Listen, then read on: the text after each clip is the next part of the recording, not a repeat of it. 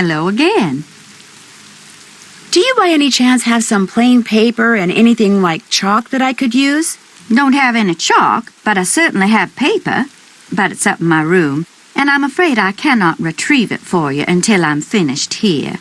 You get the sudden urge to draw a picture? Something like that. I know, I'll help you. That way you'll get done faster. Gracious, you are the picture of impatience, aren't you? Well, I appreciate the offer. But here, why don't you just take this instead? It's an extra key to my room. The paper's in a drawer in my nightstand. Just go on up and help yourself. But make sure you lock the door when you leave, you hear? You I trust. But Henry, him I do not. I really appreciate this. And long as you're going up there, my appetite could use a little placating, so I would be much obliged if you would bring me a candy bar from my nightstand. And take one for yourself while you're at it.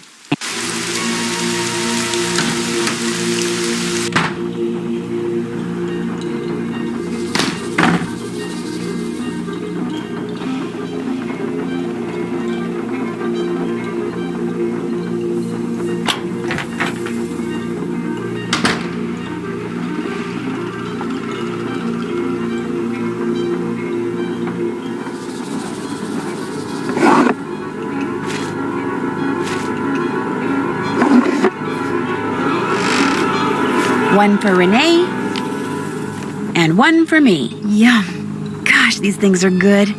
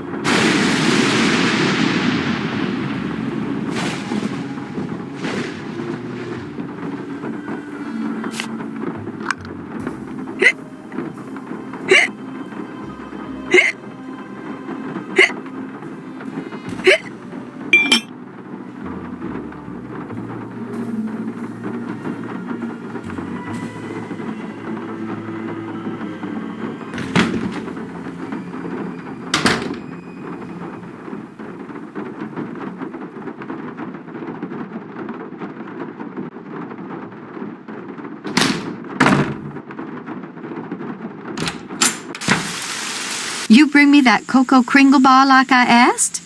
Right here. Bless you. I'm so hungry I could devour these plants I'm potting up, dirt and all. How else may I be of service to you? Those weird symbols on the wall in your room, do you know who painted them? I did. Fact of the matter is, there's a spirit living in that wall. A spirit? Got a voice that'd send shivers down the spine of Dracula himself. Used to hear it sometimes, in the dead of night, half talking, half whispering, saying this one word I never heard before, like it was from a language no one on earth spoke. And suddenly, I knew. The spirit was trying to cast a spell on me. So I got me a book and found out that by painting the word I heard on the wall, syllable by syllable, in hoodoo signs, I could counteract the word's power. And you know what? The spirit has not spoken that word or any other since. What was the word? Darling, a sack full of water moccasins couldn't get me to say that word out loud. Nor will I write it down, no sir. Not ever, ever, ever. I'll see you later. Fare thee well.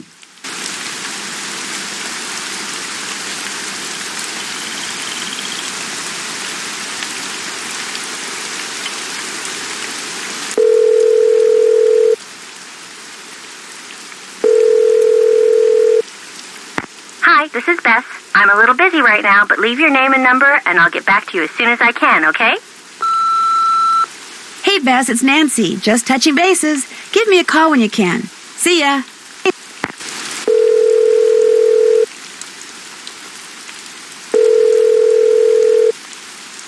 Hello? Nancy? Hey, Ned. It's about time you called. Did you make it to New Orleans okay? Yep. Have you seen Henry? Oh, yeah. I'm not sure I like the way you said that. Is he okay? He's fine. Well, he's the executor of his great-uncle Bruno's estate, which he's not real happy about. But he and his great-uncle weren't that close, so he's not grief-stricken or anything. Well then, are you okay? Other than being attacked on my way into Henry's house by a skeleton wearing a red ascot and getting knocked out by the smoke bomb he threw at me, I'm fine too. What? Let's just say that I've stumbled onto a mystery, and I'm not leaving till I solve it. Why am I not surprised? Is Bess with you? No, I told her I'd meet her back at the hotel. So tell me about this skeleton man. Well, it was someone in a costume, obviously. He or she was leaning over something in the great room when I walked in and surprised them. So they threw a smoke bomb at you and ran? Yeah, I must have interrupted whatever they were doing. What were they leaning over? A scale model of the cemetery next door. Henry says his great-uncle Bruno made it so he could keep track of who was buried there. Apparently, Bruno used to oversee the cemetery. And right near the scale model, I found a tracing of some kind of symbol. I'm thinking maybe Skeleton Man dropped it. Why would Skeleton Man be interested in the scale model of a cemetery? Good question. Maybe I'll take a real good look around in there and see if I can find out. Good idea. I'm still trying to figure out how you got to be friends with Henry. Well, we're not best friends or anything. Heck, we're not really even friends. I just feel sorry for the guy. I mean, he never hangs out with anyone between classes, and when I'd heard there'd been a death in the family, I just wanted to make sure he was okay all by himself down there. Don't worry, he's fine. A little strange, maybe, but fine. That's good to hear. You know, you're a pretty nice guy. Yeah, I know. Right after Henry's great-uncle Bruno died, someone stole one of the paintings from his gallery. Just took the canvas and left the frame. Anything else missing from the house?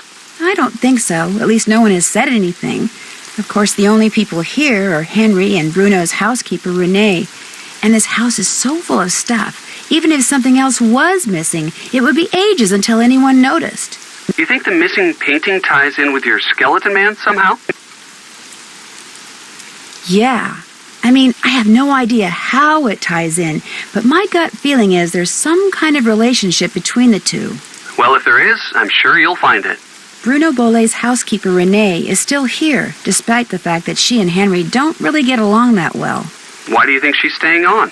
She says it's because Bruno paid her in advance. But you don't believe her. 10% of Bruno's estate is supposed to go to her. Only she thinks Henry's been selling off Bruno's assets on the sly. So it wouldn't surprise me if she's staying on so she can keep tabs on him. How much of Bruno's estate is Henry supposed to get? 30%. That's a pretty healthy chunk. He wouldn't be selling stuff on the sly. This Renee person sounds kind of paranoid. What this Renee person is freaky. In what way? She wanted me to drink some strange-looking concoction after I passed out from the smoke bomb, but she refused to tell me what was in it. And she wears this weird little pouch around her neck. Says what's inside it connects her to the energy that powers the universe. She's probably harmless, but stay on her good side, just in case. I could use a hint. About what?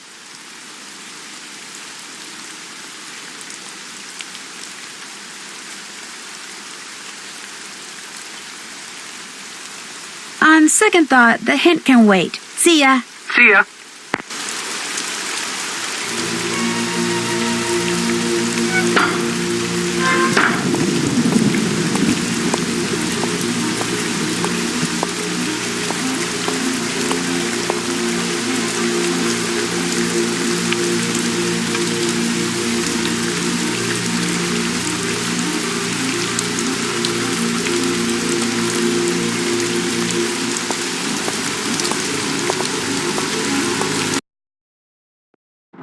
Yes?